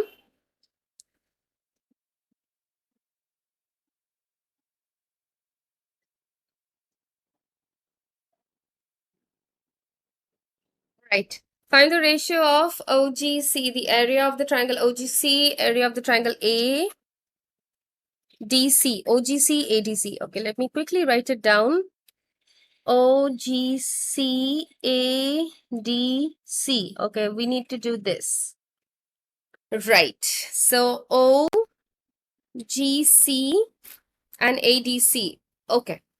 So we know nothing about the sides, but we can still figure it out because this is this OC and AO is the radius, right? Okay, AO is also radius, OC also is the radius, so it means that these two lines are equal. So I'm just assuming if this length is x, this also has to be x, and together the whole length from A to C has to be 2x, right? So because we are interested in the ratio for the areas, right? So let me label for the area of OGC to be A1 over the area of ADC to be A2. This gives the corresponding length on the sides of these triangles whole squared. I mean the ratio whole squared. So L1 is any length on this triangle OGC. So because we know nothing about the other two sides, let me take L1 to be on the triangle OGCs. So this is OGC. So we're talking about this only length we know. So this is assumed to be X, right? So I'm just calling it X and divided by L2. L2 should be corresponding. We cannot take any other length, but because we have taken this length, so we have to take the corresponding length of the whole triangle because L2 is basically the corresponding length on the triangle ADC. Turns out to be 2x. And because of the formula, we have to take whole squared. X and x are cancelled out. A1, A2. The ratio of A1 to A2 is going to be 1 squared is 1. And because we're writing out in terms of ratio, so 2 squared is 4. 1 ratio 4 should be the answer.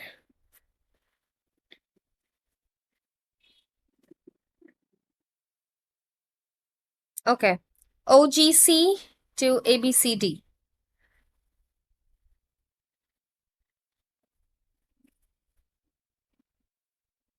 This is again area. Let me quickly erase everything. So OGC is this, right? And ABCD. So A, B, C, D. Okay, the whole thing. All right. Okay, so if we see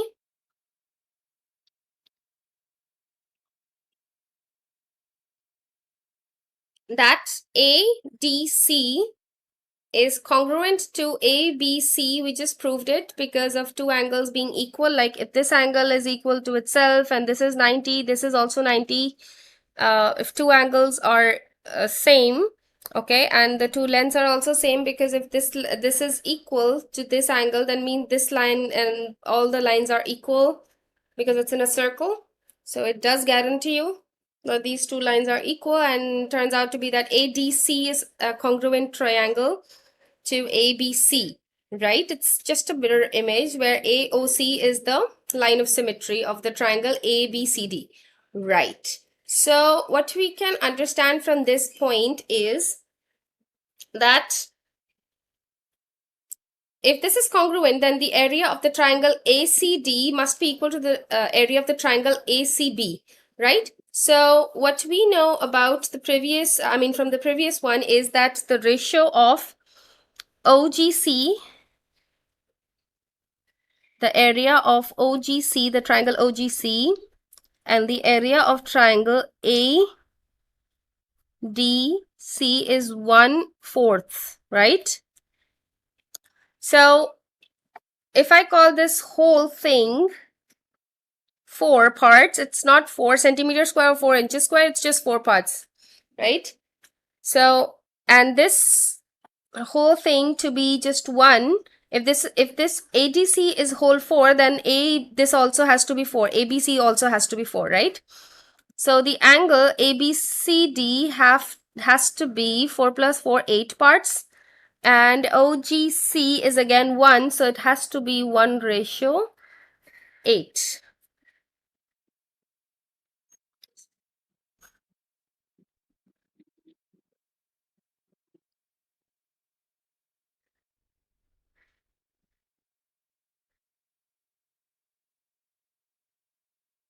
Question 9, the ventilation staff for a tunnel is in the shape of a cylinder. The shape has radius this. Okay, volume of cylinder.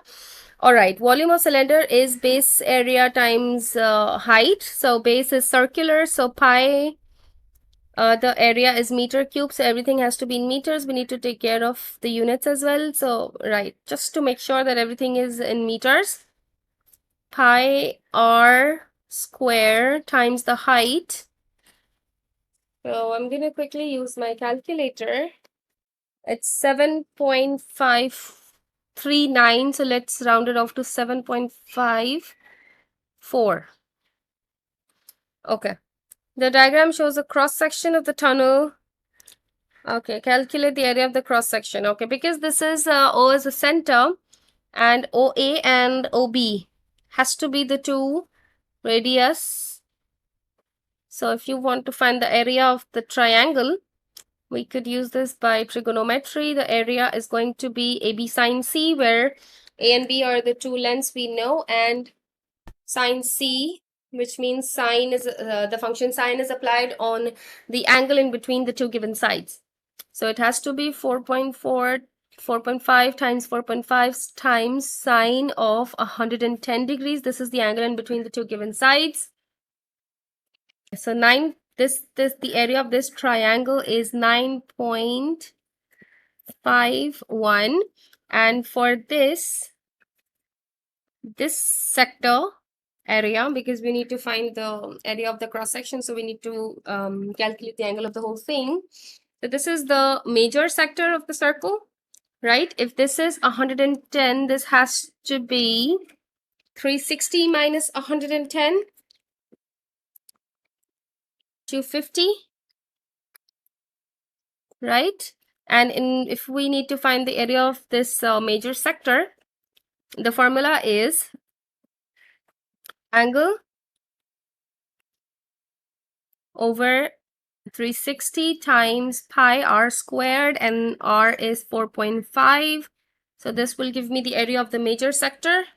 This is 44.18, right? And together, everything 53.68. Let's round it up to 3 significant figures. It will be 53.7. So part C says the length of the tunnel is 1750 meters. A car drives through the tunnel at an average speed of 45 kilometers per hour. Work out the time that car takes to travel through the tunnel. Okay, so there's a difference between the units. This is meters and this is in kilometers. So we need to take care of the units, and the answer we need to give it in minutes and seconds. Right, so this minutes is fine. This kilometer per hour has to be converted. So 45 kilometers in 1 hour, that means 45,000 meters in hours. You have to convert in seconds, so that's equal to 3600 seconds. This is the rate that he is traveling to, and the length of the tunnel is 1750 meters. So 1750 meters instead of, under the meters, I'm going to write meters, and this is regular rate. So because the more you travel, the more time you're gonna take. This is, I mean, meters and seconds are directly proportional, so we have to do it by cross multiplication. So 45,000 x equals to 3600 multiplied by 1750, and then for the value of x, 3600 multiplied by 1750 divided by 45,000. This gives us 140, and the unit will be seconds, right? So if you want to write your answer in this much minutes and hours, like you have to distribute this 140 seconds into minutes and hours. So you just simply have to divide 140 by 60, because there are 60 seconds in 1 minute. 140 divided by 60 gives you 2.3, right? So it gives you actually 2 whole, 120 is left, and then 20, right? So it's 2 minutes in whole, and then 20 over 60. That's for minutes. So if you want to convert it into seconds, you multiply it with 60 and you'll be getting 20 seconds, because 1 minute is 60 seconds. The diagram shows the position of the tunnel entrance T and 2 junctions. All right. Calculate the bearing of T from Q. So from Q means there's a north at Q, and to T. That means this angle is required. So by any chance, if we calculate this angle, we will be able to calculate this angle by subtracting this angle from 180, right? So eventually my target is going to be to calculate this angle, so I'm going to mark it X. All right, so this looks like it's easily solvable by using sine rule, because in sine rule, the opposite pairs, I mean the angle and side, opposite side should be given. So 62, the opposite side of 62 is 720, it's given. And this angle's opposite side is 450, which is given. So out of these two pairs, I mean, out of these four things, one of the things can be unknown in order to find it. So it's fine. We can do it by sine rule. So it says sine of the angle, which is x, over 450 is equal to sine of the angle, which is 62, divided by the side opposite to it is 720. And then this goes there up to multiply. So 450 times sine 62 divided by 720 gives us 0.55. I'm not writing the whole thing. So because we want to calculate this angle x, sine goes to the other side and gives its inverse. So I'm just going to use my answer button in calculator. So sine inverse of the answer, it gives me 33.5. So this angle is 30. I'm just going to erase everything else. So this angle is 33.5, right? So this angle should be 180 minus 33.5. The answer is 146.5.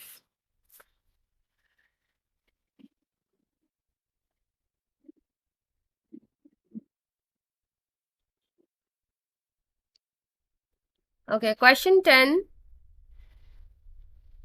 A rectangular picture ABCD is placed inside a rectangular frame. All right, the total area of the picture and the frame. Right, so this is the picture, and this is outside, white one is frame. And okay, this is all information defining the diagram. The total area is 476. The total area is when you multiply this by this, right? So if this is x and this is 2 and this is 2, so the total length is going to be x plus 2 plus 2, which is 4. All right. Now, anything else that we have in here? Okay, this information says that the length AB is 3 times its height. So which means this is 3 times of x, right? So this whole length from here to here, it's going to be 3x plus 2 plus 2. So this is going to be 3x plus 4. So 3x plus 4 times x plus 4 is the area, which is given as 476.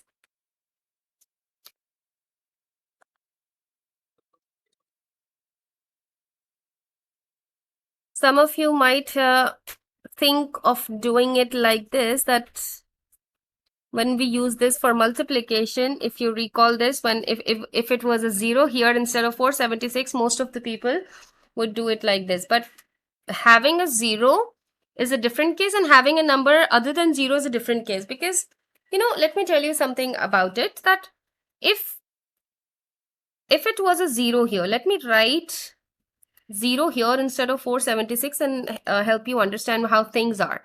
So if it was 0, the actual meaning of this is that this is a number, this is another number, two numbers are multiplied and the result is 0, which means we know that two non-zero numbers can never give you 0 on multiplication. That means either of them has to be 0 in order to get the product to be equal to 0.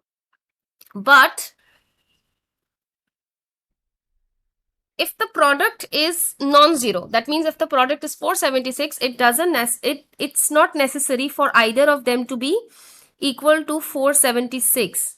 Two other than, non 476 numbers can also give you 476 on multiplication. You know what I mean? So this thing is like wrong here. So what do you do? The only way of solving this further is you open up the brackets. So how do you open up the brackets? You take the first element in the first one, and then you multiply it with everything in the second bracket. Then you take the second element of the first bracket, you multiply with everything that is in the second bracket.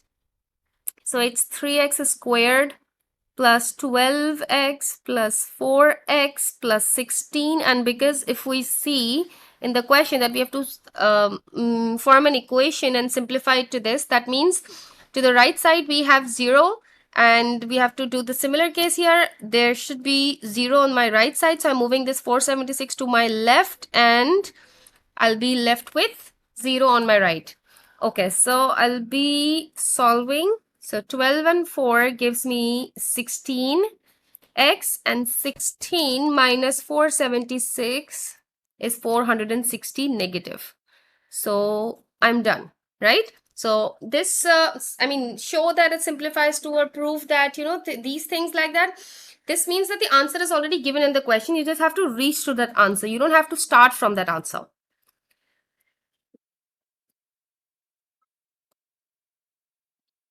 Right. So for part B, you don't have to solve it further because it just tells you to simplify this till here. All right. Now for part B, it says solve. Okay. So let me quickly use my calculator and see if my answers are coming in decimals. So I immediately, safest option is quadratic formula. You don't have to use your time in finding out the factors of it. So yeah, it's 10 and negative 15.333. Okay, it's a recurring number. That means it can be factorized. So if you want, you can do that. But okay, but like quadratic formula is too easy because 3 times 460 is a huge number, and then finding out the factors of that much, too time taking. So I'm safely going to use quadratic formula. I really want to save my time. So ax squared plus bx plus c is equal to 0. This is the general form. So my coefficient of x squared is a. So my a is 3. Coefficient of x is b. So my b is 16. The constant number is c. So it's negative 460. Be careful of the signs. The formula says minus b plus minus square root of b squared minus 4ac over 2a. Just substitute in the values. Minus 16 plus minus 16 squared, which is 256, minus 4 times 3 times negative 460 gives me negative 5520. So negative and negative positive, it's 5520 over 2 times 3, which is 6. Right, so because of this plus minus thing, what happens is that it tells us to write it twice.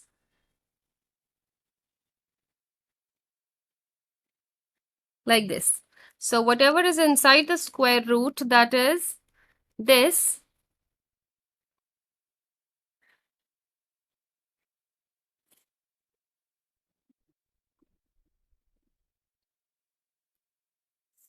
so minus 16 plus square root of 5776 divided by 6 gives me 10 whole.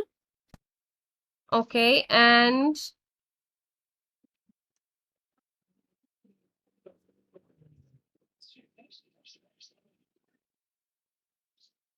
minus 46 over 3 or minus 15 whole 1 over 3, whichever you want to write. If you want to write it in decimals, it's also fine because it doesn't tell you that the answer is to be decimals or fractions, or it doesn't tell you anything. The answer just has to be simplified. It's fine if you give your answer in mixed fraction or improper fraction or decimals, it's fine. So part C is find the height and length of the frame. Moving back to the question, height and length of the frame, right? So this is the frame, which means these two are required. So remember what these were. This was x plus 4 and this was 3x plus 4, right? So basically these two are required. So here in part B, we were just solving the equation for x and we didn't really care about what x was. Here in part C, it does matter what x really is, right? So we are going to reject this negative value of x, not in part B, but in part C, and accept this value of 10 because x itself is a length which can't be negative or 0, right? So x plus 4 and 3x plus 4 are length and width. So length and height. So length is going to be 3x plus 4 and height is going to be x plus 4.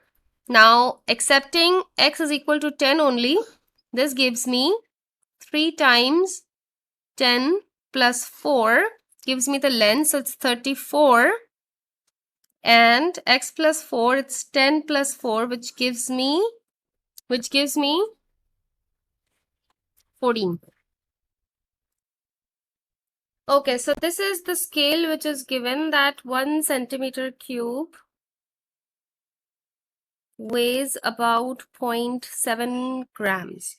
So we need to calculate the weight, the mass of the wood, and the volume of the wood is unknown. All right, so first we need to find the volume of the wood. Once we know the volume of wood, then we can use cross multiplication, because the more volume of wood you take, the more it's going to weigh. So it's cross multiplication. That's for later use, but eventually we are interested in calculating the volume of wood. So first we need to find the base area of the wood. Let me go back. Okay, so this is where the frame is. Okay, so this is only where the wood is, right? So if you want to calculate the area of this is actually 476, the area of the total thing minus the area of the frame, because we are not interested in the volume of the whole thing. We are only interested in the volume of the wood, and wood is not where the picture is. So subtract it from x times 3x. So remember x was 10 and 3x is this. So it's going to be 30. Base is 30. So minus 300 gives us 176. This is the base area of the wood.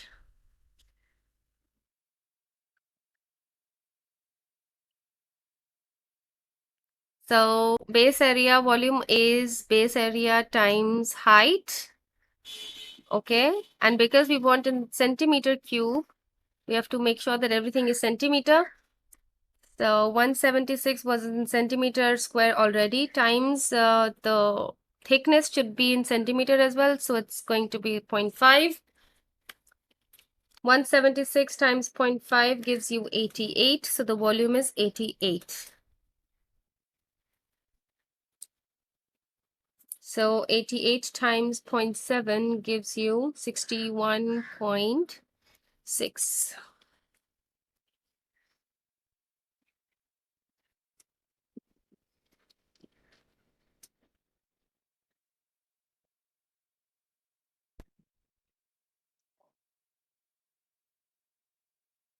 Question 11. Show that AY is 2.58, which means this is the answer which we've been given. We don't have to use this, but we have to reach to this.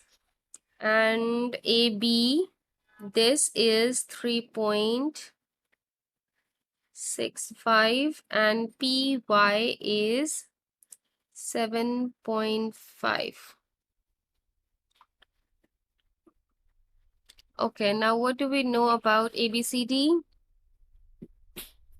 ABCD, Y is the center. Okay, it's the square. All right. If it's a square, let me redraw this as this. This is the base I'm talking about, right, which is ABCD. Now what happens is that if this is right in the middle, which means this is where the two diagonals meet.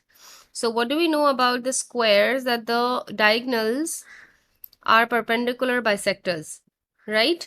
So also, I mean, this is the diagonals are also equal. They are perpendicular bisectors. So that means this particular triangle that I'm talking about is an isosceles triangle. So if we are interested in AY, right? I mean, AY is this because Y is right in the center. So this is Y, which is 90 degree according to the property. This is A and this is B. This is 3.65 and this is, these two are equal but unknown. So let me take it X. Using Pythagoras theorem, x squared plus x squared equals to 3.65 squared. So it's 2x squared equals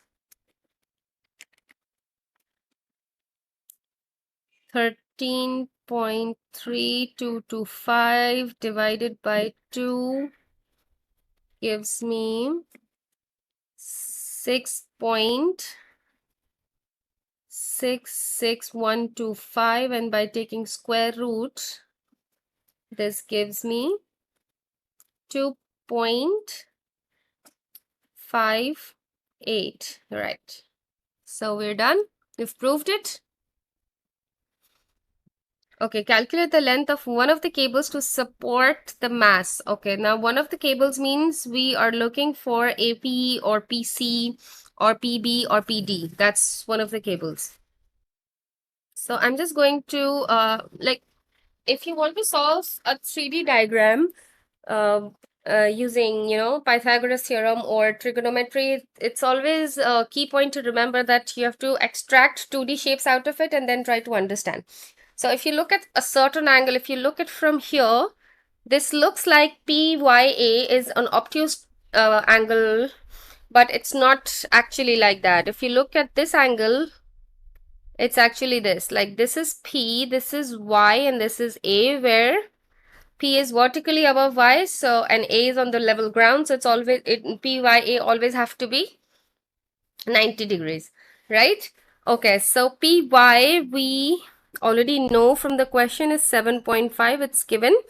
AY we just calculated, also it was given. Even if we calculated in the part A and we couldn't get it right, we still know from the question from part A that AY is 2.5, so we could still use it. And you need to calculate this PA because PA is one of the supported cables, right? So again, using Pythagoras theorem, x squared is equal to 7.5 squared plus 2.58 squared. So x will be square root of 7.5 squared plus 2.58 squared. I'm going to type everything in my calculator to get the direct answer to be 7.93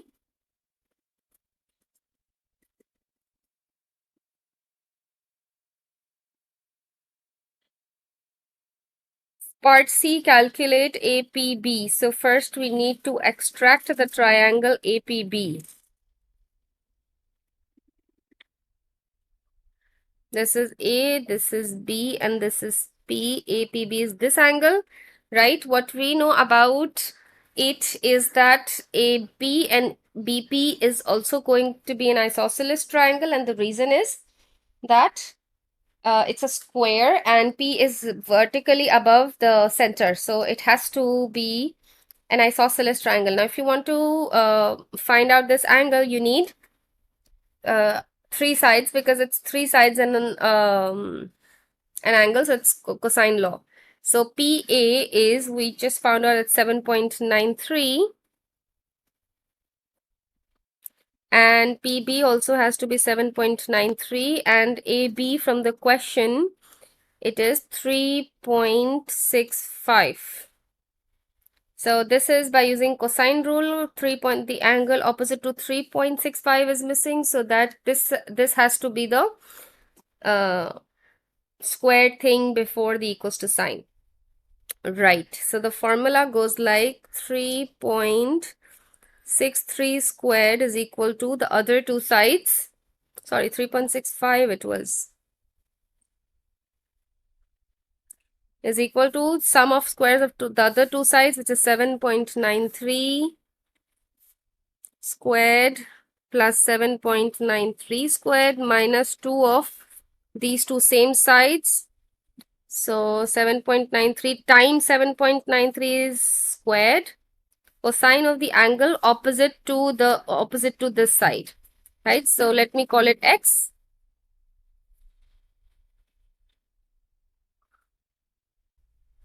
Most of the people, they solve this first and then apply it with, then they do it with cos thing.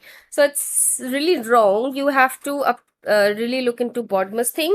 So 3.65 whole squared minus 7.93 squared minus 7.93 squared. I just moved these two things on the other side. So this is this is equal to negative 2 times 7.93 squared is 125.7698 cos of x. And then this will go on the other side, negative 125 will be divided, both the negative signs are cancelled. So 112.4473 divided by 125.7698. And then cos x gives me the value of 0.89. I need to calculate the value of x. So cos will go to the other side and give its inverse. And it will give me 26.6.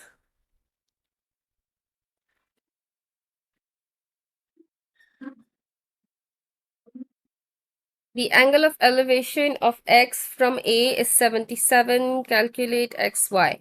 Angle of elevation of x from A. All right. Angle of elevation of x. This is x. From A means, like, this is ground level and this is when we look at x. So this is 77, right? Okay, what is required? AX, I believe. Sorry, XY, yes.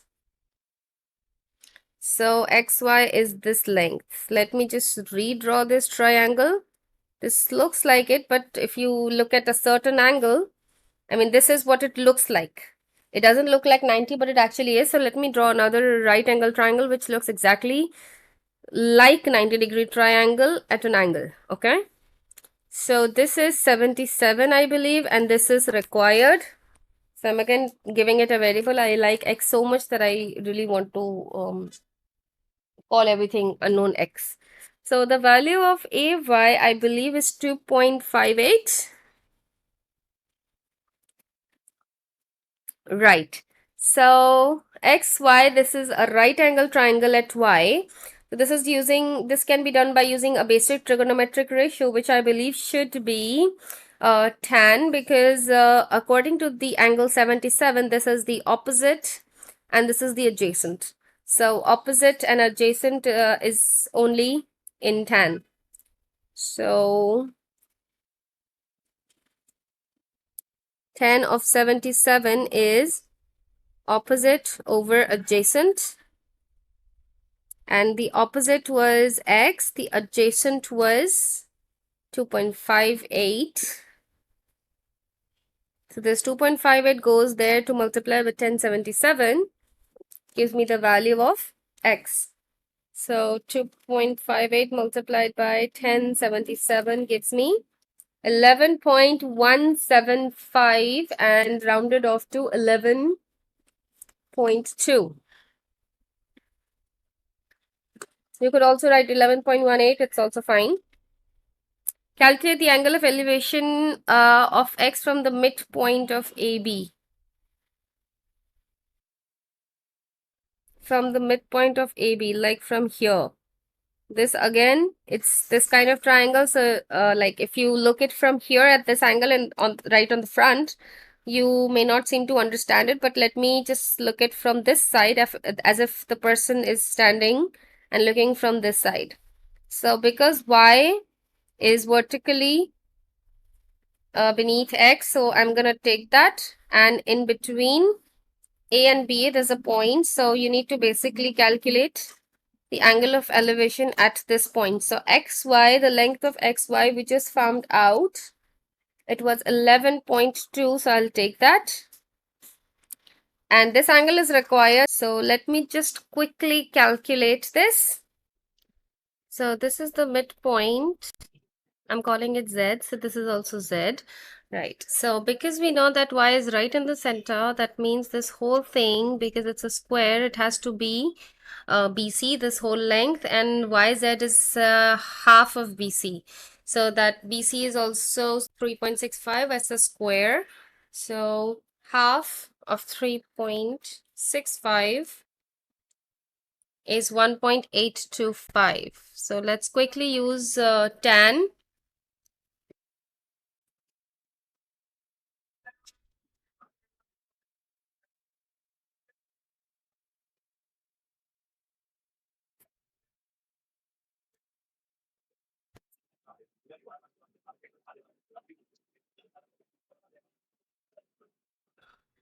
So when you want to calculate the value of x, 10 goes to the other side and it's going to give its inverse. So it's tan inverse of 11.2 divided by 1.825. This gives me 80.74. So let's just write 80.7. We're done. Subscribe to my channel Octopus Math by Sahiba for more videos.